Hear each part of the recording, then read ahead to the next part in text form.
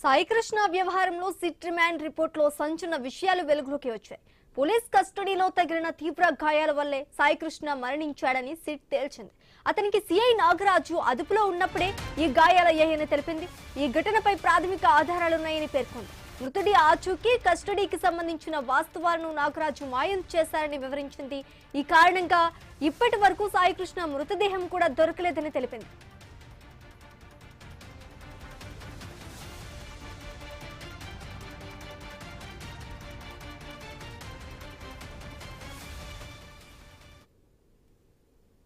విజయవాడలో అదృశ్యమైన Sai కృష్ణను non bailable వారెంట్పై arrest చేసిన కోర్టులో హాజరుపరచకుండా అక్రమంగా నిర్బంధించడాన్ని సిట్ తప్పుపట్టింది. సాయి కృష్ణ కృష్ణలంక స్టేషన్లో ఉన్నాడని తెలుసుకుని అతని తల్లి విజయలక్ష్మి మే మొదటి వారంలో అక్కడికి వెళ్లారని తెలిపింది. లోకప్లో తీవ్ర గాయాలతో ఉన్న కుమారుణ్ణి చూసి ఇంటికి పంపించారని సిఐని వేడుకున్నారని పేర్కొంది. ఆయన స్పందించకపోవడంతో న్యాయవాది కనకదుర్గ పలువురు లాయర్లతో కలిసి మరోమారు స్టేషన్లకు వెళ్లి సాయి కృష్ణను విడుదల చేయాలని కోరారని వివరించింది. సాయి కృష్ణ ఆ స్టేషన్లో మే 6 నుంచి 8 వరకు ఉన్నట్లు మాత్రమే ఆధారాలు ఉన్నాయని సిట్టు వెల్లడించినట్టుగా తెలుస్తోంది. మే 8న స్టేషన్ కు వెళ్ళినప్పుడు సాయి కృష్ణను అక్కడ చూశానని ఎస్ఐ సాక్ష్యం ఇచ్చారు. ఆ తర్వాత సాయి కృష్ణను ఏం చేశారో అంతు చిక్కడం లేదని సిట్ రిమాండ్ రిపోర్టులో పేర్కొంది.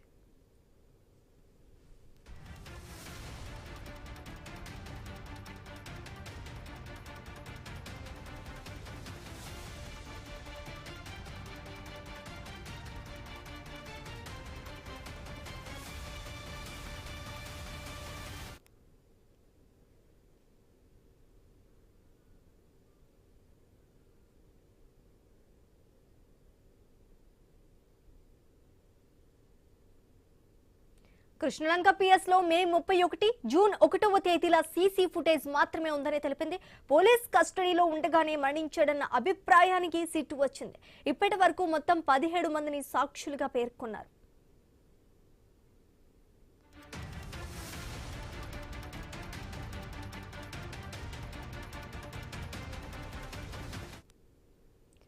సాయి కృష్ణ వ్యవహారంలో సిట్ రిమాండ్ రిపోర్టులో సంచలన విషయాలు వెలుగులోకి వచ్చాయి. పోలీస్ కస్టడీలో తగిలిన తీవ్ర గాయాల వల్లే సాయి కృష్ణ మరణించాడని సిట్ తేల్చి చెప్పేసింది.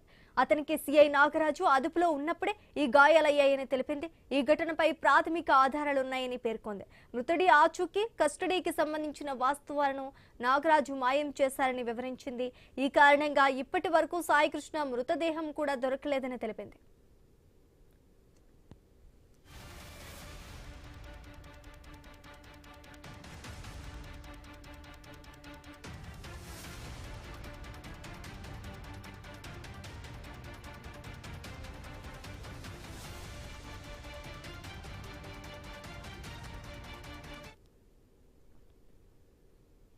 విజయవాడలో అదృశ్యమైన సాయి కృష్ణను నాన్ బెయిలబుల్ వారెంట్పై అరెస్ట్ చేసిన కోర్టులో హాజరుపరచకుండా అక్రమంగా నిర్ధారించడాన్ని సిట్ తప్పుపట్టింది. సాయి కృష్ణ కృష్ణలంక స్టేషన్లో ఉన్నాడని తెలుసుకుని అతని తల్లి విజయలక్ష్మి మే మొదటి వారంలో అక్కడికి వెళ్లారని తెలిపింది. లాకప్లో తీవ్ర గాయాలతో ఉన్న కుమారుణ్ణి చూసి ఇంటికి పంపించారని సిఐను వేడుకున్నారని పేర్కొంది. ఆయన స్పందించకపోవడంతో న్యాయవాది కనకదుర్గ పలువురు లాయర్లతో కలిసి పలుమార్లు స్టేషన్ కు వెళ్లి సాయి కృష్ణను విడుదల చేయాలని కోరారని వివరించింది. సాయి కృష్ణ స్టేషన్ లో మే 6 నుంచి 8 వరకు ఉన్నట్లు మాత్రమే ఆధారాలు ఉన్నాయని సిట్ వెల్లడించినట్టుగా తెలుస్తోంది. మే 8న స్టేషన్ కు వెళ్ళినప్పుడు సాయి కృష్ణను అక్కడ చూశానని ఎస్ఐ సాక్ష్యం ఇచ్చారు. ఆ తర్వాత సాయి కృష్ణను ఏం చేశారో అంతు చిక్కడం లేదని సిట్ రిమాండ్ రిపోర్టులో పేర్కొంది.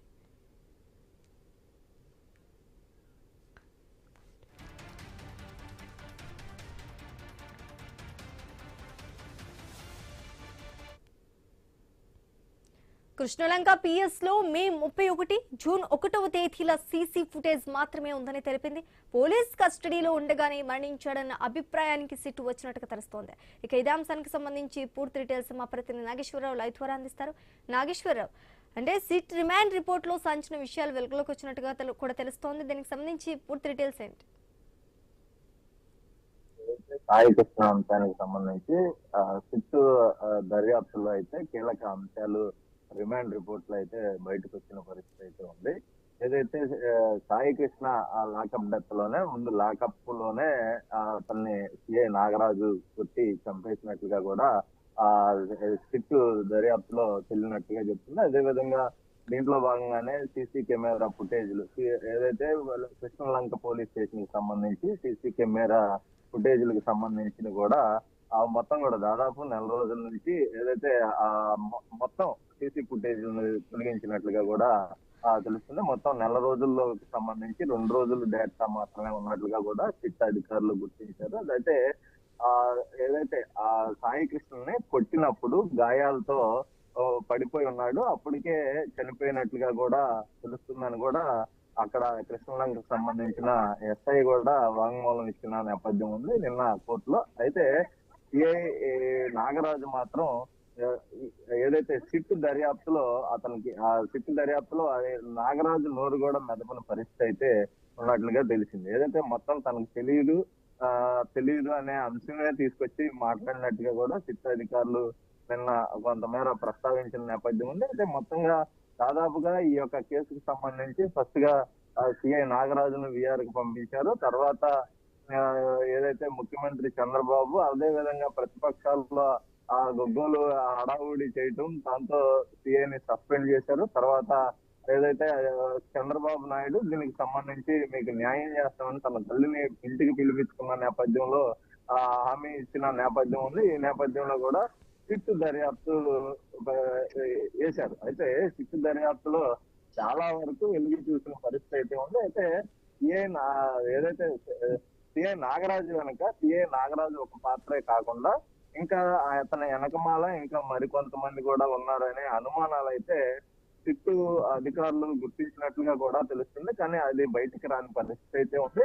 ఏదైతే జగ్గేపేటలో దీనికి సంబంధించి ఒక మర్డర్ కేసులో సాయి కృష్ణ అంశానికి సంబంధించి 25 కోట్లకు సంబంధించి డీల్ ఏదో ఒకటి దాని మీద అయితే ఒక చర్చ అయితే నడుస్తున్న పరిస్థితి అయితే ఉంది. మొత్తంగా దీనికి సంబంధించి ఏదైతే సాయి కృష్ణ హత్య వెనకాల పోలీసులతో ఒక రాజకీయ నాయకుడు ఉన్నారు, అతనే మొత్తంగా ఇదంతా వ్యవహారం నడిపింది అనేది ఒక ప్రచారం ఉంది. అయితే అది మొత్తం బయటికి రావాలంటే, ఎందుకంటే అది ఒక ప్రజాప్రతినిధి కాబట్టి అది బయటకు వచ్చే అవకాశాలు లేదని కూడా నిన్న దీనికి సంబంధించి సిబిఐ ఎంక్వైరీ వేయాలి అనేది కూడా నిన్న హైకోర్టులో పిల్ దాఖలైన పరిస్థితి అయితే ఉంది. అదే విధంగా ప్రతిపక్షాలు కూడా సిబిఐకి అప్పచెప్పాలని కూడా ప్రభుత్వాన్ని కూడా డిమాండ్ చేస్తున్న పరిస్థితి అయితే ఉంది. మొత్తంగా ఈ రిమాండ్ రిపోర్ట్ లో టోటల్ గా చూసుకుంటే అతన్ని చంపి పోలీస్ స్టేషన్ లో ఏదైతే అతను పోలీస్ స్టేషన్ లో పడేసిన తర్వాత అతన్ని తీసుకువెళ్ళటం, అంతా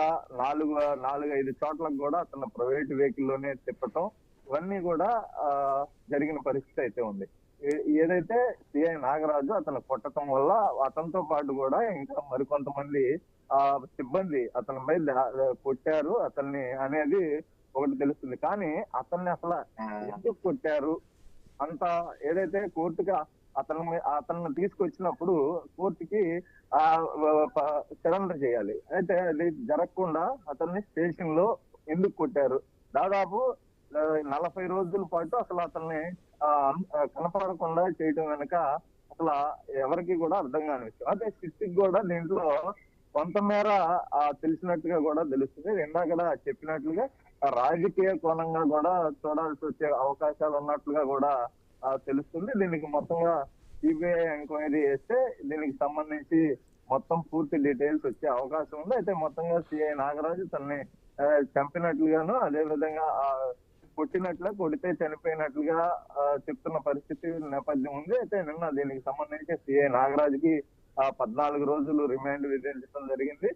అయితే ఈ అన్నిటికి సంబంధించి సిబిఐ ఎంక్వైరీ వేయాలని చెప్పేసి కూడా నిన్న హైకోర్టులో బిల్లు దాఖలైన పరిస్థితి. మరి రానున్న రోజులు ఏదైతే రేపు ఏదైతే వచ్చే నెల ఏదైతే జూలై నెల 7వ తారీఖున 6వ తారీఖు దీనికి సంబంధించి కోర్టులో ఏదైతే వాదనలు ఉన్నాయి, ఆ రోజున సిబిఐకి అప్పచెప్పిద్దా కోర్టు ఏంటనేది కూడా తెలియాల్సి ఉంది. మొత్తంగా సాయి కృష్ణ మిస్సింగ్ తర్వాత ప్రాంతం అతన్ని చంపేశారనేది ఒక నిర్ధారణకు వచ్చిన పరిస్థితి అయితే ఉంది.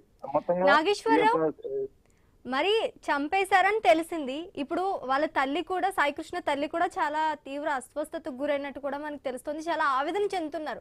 నా కొడుకు మృతదేహాన్ని అయినా అప్పచెప్పండి అని చెప్పేసి. అంటే ఆ మృతదేహం ఎక్కడుంది, ఏం చేశారు అనేది ఇంకా తెలియదు. ఎందుకు ఇంత జాప్యం అనుకోవాలి? అసలు ఏం జరుగుతోంది? ప్రస్తుతానికి దీని కింద చూసుకుంటే సిఐ వెనకాలే రాజకీయ కోణం ఏదో రాజకీయ పెద్దలు ఉన్నారనేది ప్రధానంగా వినిపిస్తున్న చర్చ. దీంతో అతన్ని చంపేసిన మాట ఓకే అర్థం, అంతా కూడా క్లియర్ గా సిట్టు దర్యాప్తులో తేలినట్టే. అయితే అతన్ని ఏం చేశారనే అంశం బయటికి రావట్లేదు. అయితే వాళ్ళ తల్లి మాత్రం తన కొడుకుని చంపేసి ఏదైతే కృష్ణలంకలో ఉన్న శ్మశాన వాటికలో కాల్ చేశారని క్షుణ్ణంగా పర్ఫెక్ట్ గా చెప్తుంది. అయితే ఒక పక్కన పోలీసులు దర్యాప్తులో భాగంగా కృష్ణలంక శ్మశాన వాటికి వెళ్ళినప్పుడు అక్కడ అన్నౌన్ డెడ్ బాడీలో ఆ రోజు 2 ఉన్నాయి. ఆ రెండిట్లో ఏదైతే 40 నుంచి 45 ఏళ్ల ఒక వ్యక్తి కాగా ఇంకో వ్యక్తి 50 ఏళ్ల పై తెలుకున్న వ్యక్తిగా అన్నౌన్ బాడీలుగా అయితే గుర్తించామని ఏదైతే శ్మశాన వాటికలో సంబంధించిన రిజిస్టర్ రిపోర్ట్ దాంట్లో రాసినట్లుగా తెలుస్తుంది. అయితే దీన్ని కూడా అతనికి ఏదైతే సాయి కృష్ణకి 23-25 ఏళ్ళు లోపు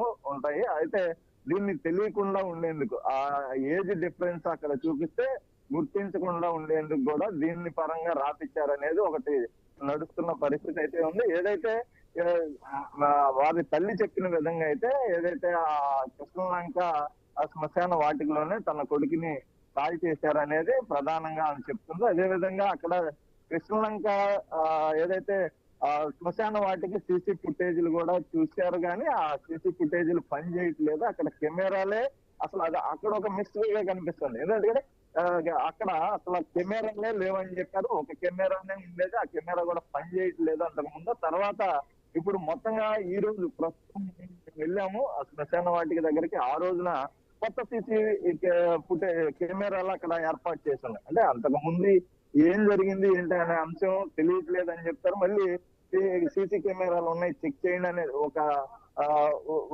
పద్ధతిగా సిఐ అయితే మాత్రం ఒక ప్లాన్ గా దీన్ని మొత్తంగా ఏదైతే వెంకటేష్ సినిమాలో కనుక దృశ్యం సినిమాలో మిస్టరీ వెనక దాకా అనిపించింది ఈ కేసుకి సంబంధించి. ఏదైతే నిన్న ఆ ఎస్ఐ వాంగ్మూలంతో కొంతమేర తెరపడిందని చెప్పొచ్చు. అయితే సాయి కృష్ణ డెడ్ బాడీని ఎక్కడ ఉంది ఏంటంటే అంశం అయితే ఇంకా బయటికి రాని పరిస్థితి అయితే ఉంది. ఆ సాయి కృష్ణ డెడ్ బాడీ అసలు డెడ్ బాడీ ఉందా లేదా, కాల్ చేశారా లేకపోతే బూడి చేశారా, తన తల్లి మాత్రం అదే విధంగా మీరు ఇప్పుడు అంటున్నారు దృశ్యం సినిమాని తలపిస్తుంది అని చెప్పేసి. అంటే దృశ్యం సినిమాలో కనిపించలేదు, కానీ ఇప్పుడు సాయి కృష్ణ కూడా కనిపించకుండా పోతాడంటారా? అంటే సాయి కృష్ణ దొరికే పరిస్థితి లేదంటారా అక్కడ ఉన్న సమాచారాన్ని బట్టి?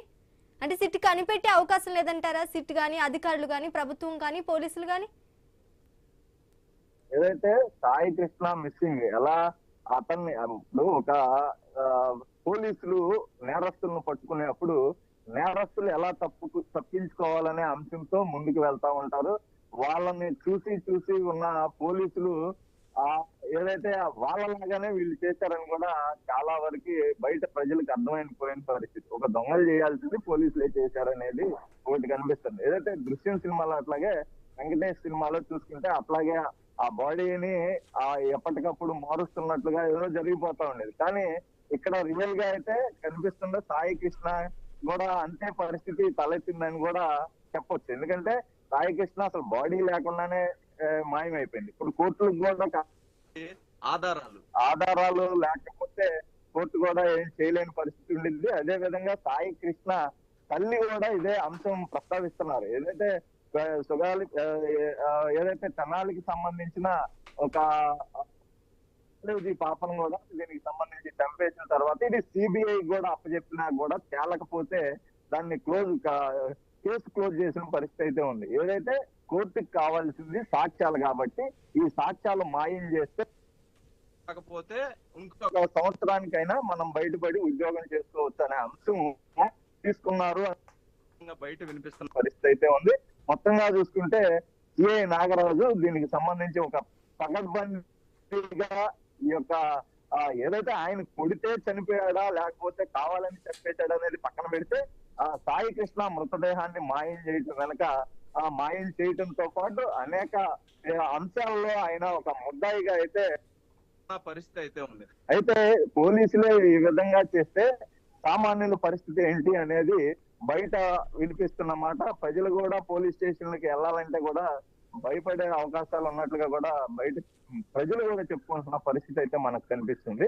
మొత్తంగా సాయి కృష్ణకి సంబంధించి అతను డెడ్ బాడీ లేదా అతనికి సంబంధించిన కాల్ చేసి ఉంటే సంబంధించిన బూడిదైనా ఇవ్వాలి అని కోరటంతో రాష్ట్ర వ్యాప్తంగా కూడా ప్రజలకి ఒక కన్నీటి పరంతం అయ్యే లాగా కూడా దేవి అన్నట్టుగా మాట్లాడటంతో కొడుకు బూడిద అడుగుతుంతో కూడా చాలా బాధాకరంగా అయితే ప్రజల్లో ఇదే విధంగా పోలీసులపై కూడా అదే విధమైన ద్వేషం లాగా కూడా మనకి ప్రజల్లో కనిపిస్తున్నట్లుగా తెలుస్తుంది. ఎందుకంటే ఎవరో గోండాలో చేస్తే వాళ్ళని తీసుకొచ్చి పట్టుకొని ఎన్ని కేసులు దర్యాప్తు చేసి లోపల వేయాల్సింది పోయి పోలీసులే ఇలా చంపేశారు అనే దానికి అసలు సామాన్యుల్లో చాలా భయాందోళన వ్యక్తం అవుతున్న పరిస్థితి అయితే మనకు కనిపిస్తుంది. మొత్తంగా సిఐ నాగరాజు రిమాండ్ లో ఇంకా మరికొన్ని అంశాలు ఏదైతే రిమాండ్ ఉన్నాడు ఆ రిమాండ్ నుంచి కూడా పోలీసులు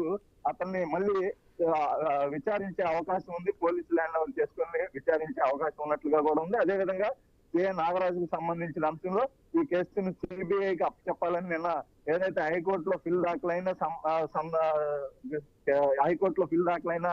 వ్యక్తం చేసిన పరిస్థితి. అదే విధంగా అది కూడా వచ్చే నెల 6-7 తారీఖులోనే విచారణ ఉంది. ఆ సిబిఐకి అప్పచెప్తే కనుక అసలు ముందు బాడీ సంగతి అనేది ఒక మిస్టరీగా మారిన పరిస్థితి అయితే కనిపిస్తుంది. Right thank you Nageswararao.